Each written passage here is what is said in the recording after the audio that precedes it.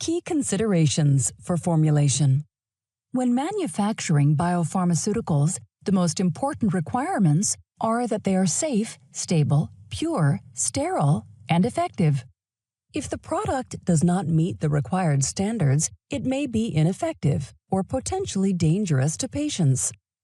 Degradation caused by chemical changes or microbial contamination will adversely affect the quality of biopharmaceuticals. Such degradation can be reduced using a process called lyophilization. Lyophilization is the process of freeze-drying substances, and it is frequently used to ensure biopharmaceutical products remain stable for long periods of time without suffering any reduction in effectiveness or quality. Lyophilization, however, makes the manufacturing process more costly and time-consuming.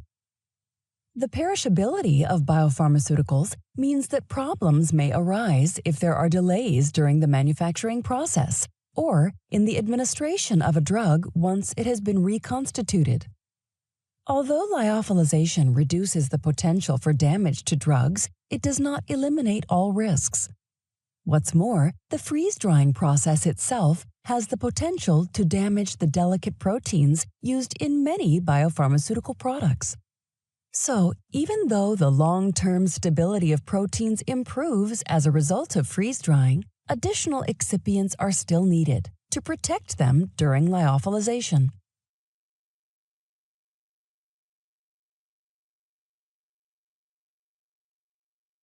Understanding excipients.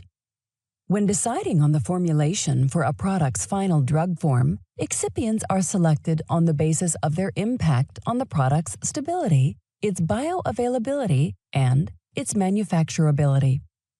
In addition to ensuring products remain stable while in storage, excipients must not affect the body's ability to absorb the active ingredient, and they must not result in unnecessary manufacturing costs.